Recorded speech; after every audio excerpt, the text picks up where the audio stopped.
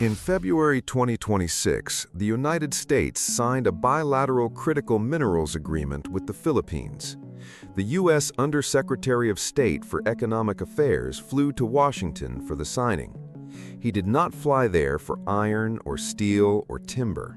He flew there because the Philippine archipelago sits on top of one of the largest concentrations of the specific minerals that the 21st century runs on, and because China had already figured that out before Washington had acted on it.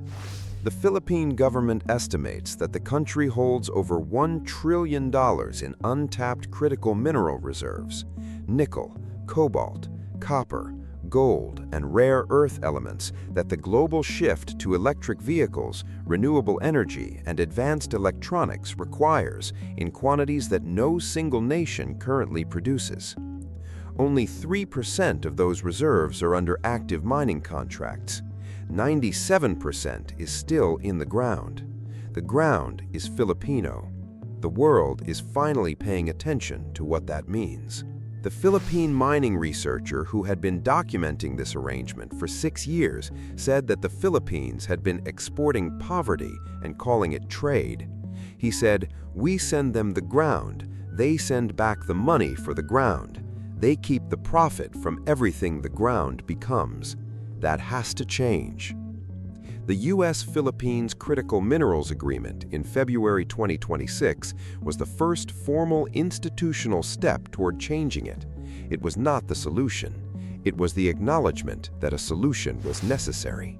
The Philippine archipelago is the 4th largest copper reserve on Earth. It is the 5th largest nickel reserve. It holds cobalt, gold, chromite, and rare earth elements whose combined value the government estimates at over $1 trillion. It has held all of this for millions of years.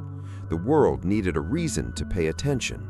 The global race for the minerals that power the energy transition gave it one. This is the story of what the Philippines is sitting on and what is about to happen to it.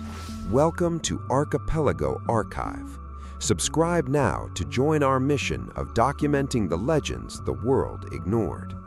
The Philippine archipelago sits on what geologists call the Pacific Ring of Fire, the arc of tectonic activity that runs around the edges of the Pacific Ocean, and that has, over millions of years of volcanic and seismic activity, produced some of the most mineral-rich geology on Earth. The specific combination of island arc geology and tropical weathering that characterizes the Philippine archipelago produced laterite deposits, the deeply weathered surface soils in which nickel and cobalt concentrate over millions of years of tropical rain leaching through volcanic rock, that rank among the largest and highest grade in the world. The Philippine government's own estimate of the country's total mineral wealth is over $1 trillion. Independent geological assessments support the order of magnitude. The Philippines ranks 4th globally in copper ore reserves at approximately 4.41 billion tons, 5th globally in nickel reserves at approximately 5.29 million tons, and holds approximately 286,000 tons of cobalt, representing about 4% of global reserves. The specific minerals that make the Philippine reserve position significant in 2026 in a way it was not significant in 1986 or 1996 or 2006 are the minerals that the global energy transition requires in quantities that the world has never needed before. Nickel is the primary component in the cathodes of lithium-ion batteries that power electric vehicles. Cobalt stabilizes those same battery cathodes and extends their operational life. Copper is the irreplaceable conductor in every solar panel, every wind turbine, every electric charging system, and every power grid upgrade that the global shift away from fossil fuels requires. The International Energy Agency projects that demand for these minerals will increase by 3 to 10 times current levels by 2040 as the energy transition accelerates. The Philippines holds world-scale reserves of all three. The country that can process and supply them will occupy one of the most strategically significant positions in the global economy of the next 30 years. The problem was not what was in the ground. The problem was that 97% of it had never been extracted, processed, or sold at its full value. Only 3% of Philippine mineral reserves were under active mining contracts as of 2026. The constitutional requirement that natural resource exploration and development be conducted by firms that were at minimum 60% Filipino-owned made foreign direct investment in Philippine mining significantly more complicated than in competing jurisdictions. The infrastructure gaps, power costs, road access to remote deposit locations, processing facility requirements had made large-scale mining projects expensive to develop. And the specific policy instability of the Philippine mining sector, with multiple mining moratoriums, executive order reversals, and environmental review processes that had changed significantly across successive administrations, had made long-term capital commitment from international mining companies a calculated risk that many had decided was not worth taking. The $1 trillion had been in the ground for millions of years. The institutional framework for getting it out had not kept pace. The story of how China came to dominate the processing of Philippine mineral wealth without ever owning the Philippine ground begins in Indonesia, not in the Philippines. China's strategic move to control the critical mineral supply chain had not relied on owning the deposits. It had relied on owning the processing infrastructure that raw deposits had to pass through to become the refined materials that the battery and electronics industries could use.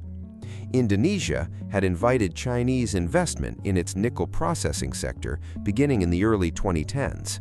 By 2024, Chinese companies owned approximately 65% of global nickel refining capacity, most of it in Indonesia. Indonesia produced more than half of the world's nickel in 2024. The vast majority of the processing infrastructure that turned that nickel into battery-grade materials was owned by Chinese companies. Indonesia had the deposit, China had the profit. The same arrangement had been operating in the Philippines, with one difference. The Philippines had not built the processing infrastructure that Indonesia had accepted Chinese investment to build. The Philippines exported raw nickel ore directly to China. China processed it. In 2024, over 80% of Philippine nickel ore exports went to China. The Philippines received the price of raw laterite ore. China captured the price difference between raw ore and refined battery-grade nickel sulfate, a difference that could be 5 to 10 times the raw ore price depending on market conditions. Dr. Miguel had calculated that the Philippines had exported approximately $100 billion in raw nickel ore over the preceding decade, while capturing perhaps $15 to $20 billion of the total value that ore eventually produced as refined materials. The other $80 to $85 billion had been captured by the processing infrastructure that China had built and that the Philippines had not. If you believe in the untapped power of the Philippines, hit that subscribe button. It helps us find more stories like this one. The system that had produced this outcome was not designed maliciously by any single institution or administration. It was the accumulated product of decades of policy choices made in specific political and economic contexts that had each been rational at the time. The constitutional ownership requirement had been written to protect Philippine natural resources from the colonial-era pattern of foreign extraction with minimal benefit to the Filipino people. The environmental review processes had been strengthened after specific mining disasters had demonstrated the real cost of inadequate regulation. The moratoriums had been responses to political pressure from communities who had experienced the damage that poorly managed mining could produce. Each individual decision had a legitimate basis. The accumulated effect of all of them together had been a framework that protected the Philippine ground so thoroughly that it had prevented the Philippine economy from capturing the value of what the ground contained. The $1 trillion sat in the ground. The processing infrastructure that could turn it into economic power sat in Indonesia, owned by Chinese companies waiting for the raw Philippine ore that arrived at a fraction of its potential value. The U.S.-Philippines Critical Minerals Framework Agreement, signed in February 2026, was not a mining contract. It was not a specific commitment to extract any particular mineral from any particular Philippine deposit. It was a bilateral framework, an institutional agreement that established the legal and regulatory foundation for U.S. government and U.S. private sector investment in Philippine critical mineral processing, refining, and supply chain development. What made it significant was not its specific provisions, but what it represented. The U.S. government formally recognizing the Philippine mineral reserve position as a strategic national security interest and committing institutional resources to helping the Philippines build the processing infrastructure that would allow it to supply refined critical minerals to the U.S. market, rather than continuing to export raw ore to China. Dr. Miguel had read the agreement's text on the night it was signed and had sat with it for a while before writing his assessment. He said that the agreement was the right move at the right time for a specific and documented reason. The Philippines could not build processing infrastructure without foreign capital, and the only foreign capital available in the quantities required had been Chinese. The Chinese capital came with conditions that the agreement was designed to replace with American capital on American terms. He said, "This is not about choosing between the U.S. and China as friends. This is about choosing between being a raw material exporter and being a value-added processor. The agreement makes the second option possible for the first time. Whether the Philippines takes it will depend on whether the institutional framework can move fast enough to make the investment viable before the geopolitical window closes." But what Dr. Miguel found when he cross-referenced the February 2026 U.S.-Philippines agreement against the specific timeline of Chinese processing investment in Indonesia between 2010 and 2024 was a pattern that told him something about the urgency of the next 3 years that no official communication from either government had stated as directly as the data showed. Stay with me. The pattern was this. In Indonesia, Chinese processing investment had moved from initial framework agreements to operational refining capacity within 4 years. The specific sequence had been bilateral investment framework, construction of processing facilities, achievement of operational scale, and then market establishment sufficient to make alternative processing pathways economically difficult to justify. In Indonesia, that sequence had taken approximately 4 years, from 2012 to 2016. By 2016, the Chinese processing position in Indonesian nickel was sufficiently established that competing for it required the specific institutional and capital commitment that neither the U.S. nor any European economy had been prepared to make at the time. The U.S.-Philippines agreement was signed in February 2026. If the same 4-year dynamic applied, the window for establishing a viable non-Chinese Philippine critical mineral processing pathway was approximately 2026 to 2030. Dr. Miguel did not know whether the Philippine institutional framework could move in 4 years. He knew that the Indonesian precedent suggested it needed to. The Philippine government's response to the U.S.-Philippines agreement and to the broader geopolitical competition for its critical mineral reserves had not been limited to the bilateral framework. The Marcos administration had announced in 2024 a program to reform the Philippine Mining Act, specifically to accelerate permitting for mineral processing projects and to create clearer pathways for the foreign technical partnerships that building domestic processing capacity required. The government had also identified the development of high-pressure acid leach processing capacity, the specific technology that converts raw nickel laterite ore into battery-grade nickel sulfate that the global EV battery market required, as a national economic priority. The Philippines already had 2 operational HPAL plants, one in Coral Bay in Palau and one in Taganito in Surigao. Both were producing mixed nickel-cobalt sulfide for further refining in Japan. The government's target was to expand HPAL capacity significantly by 2030, moving the Philippines from raw ore exporter to battery material supplier in the specific supply chain that the global energy transition was building. Dr. Miguel's assessment of the government's 2030 processing expansion target was specific and measured. He said the target was achievable if 3 conditions were met simultaneously. The Mining Act reform had to produce a permitting timeline that allowed HPAL project construction to begin within 12 to 18 months of approval. The power cost challenge had to be addressed through the specific energy infrastructure investments that HPAL processing required. And the foreign technical partnerships had to be structured in a way that transferred processing technology to Filipino operators, rather than simply contracting with foreign operators who would leave when the contract ended. He said, "The minerals will still be there in 2030, whether or not we hit the target. What will not still be there is the geopolitical window. If we do not have operational processing capacity at scale by 2030, the market structure will have consolidated around existing suppliers, and the cost of entering it will be significantly higher than it is now."